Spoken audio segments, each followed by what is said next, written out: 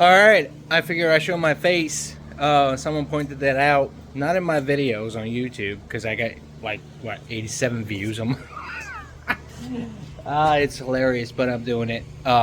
Mostly for me, not for YouTube views. Um, Even though I would appreciate, more views and likes and whatever. But, this is where we left off. Alright, forget my face. Alright, this is where we left off in the last video.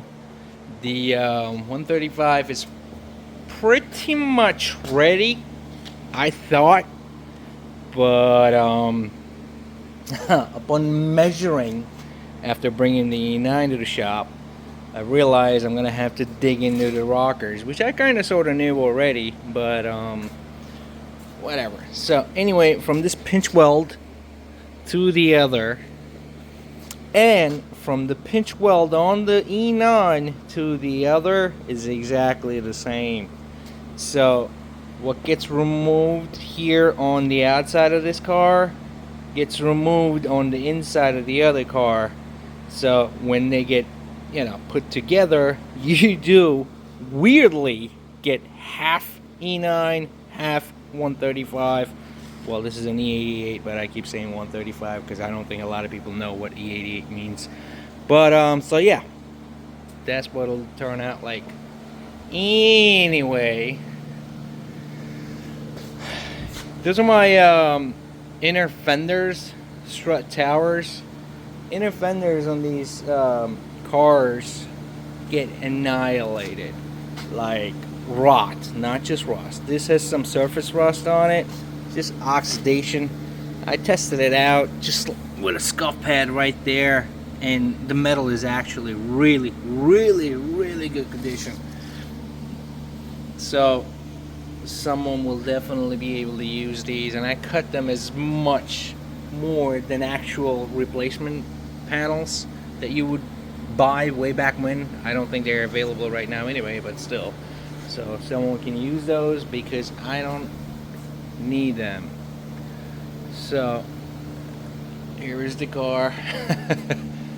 It needs work. It needs work on the outside too, but at least, I don't know, someone way back when kind of sort of got into restoring this and primered it, but they like abandoned the project. So it has primer on it, and it's been sitting in a yard for, I don't know, like decades, just rusting away. Even then, it's really not bad. This is not rust. This is just surface oxidation. I could just scuff that out and call it a day. Look at all of this. The windshield frame. This usually gets rotted out too, but not in my case. It's the inside. All of this is basically patina. Well, not like I'm going to leave it. I'm obviously going to paint the car. Going to make it nice. This is what I'm talking about. So,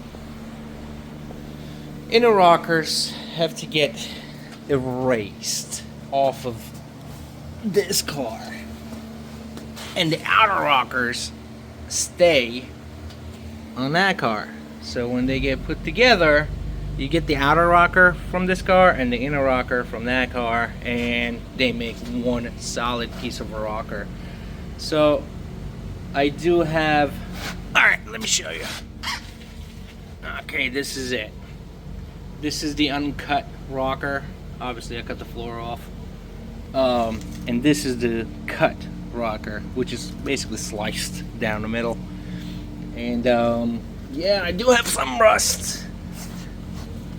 That's not that bad up until here. I'll do some patch panels here.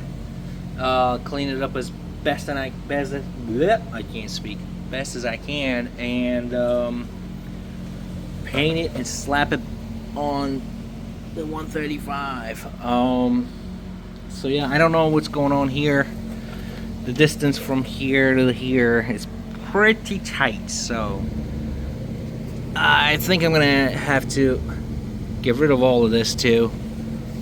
But yeah, that's the next problem. Let's fix this first. Make sure we will slide over the rockers on the 135, and move on to the next problem. So, yeah. Oh, okay. By the way, I hung it off the off the beam in the shop with a little chain hoist. I never used one of these before, but it's hilarious how I never need it. I feel like I should need this for everyday tasks. Well, just like, I don't know. Yeah. Oh, I bought it at what, Harbor Freight, like $69 or whatever. Super cheap. But yeah. Just wanted to make let's call this a second episode of the build series. And yes, I gave myself 4 days, 4 straight days to finish this build. Well, technically it's not going to finish. What's going to finish is putting that car on top of this car. Obviously there's going to be a lot of detail work I have to do, which may take weeks, months, I don't know. So we'll see. But at least I'll have interior already sorted. So, oh yeah, just need some windows and the body kit. I haven't placed the order yet because I'm still waiting for an answer from Zap Motors, something like that. Some guy out in the UK used to make the actual body kit, the Group 2. I'm buying a Group 2 kit, not a Group 5. Group 5 is massive.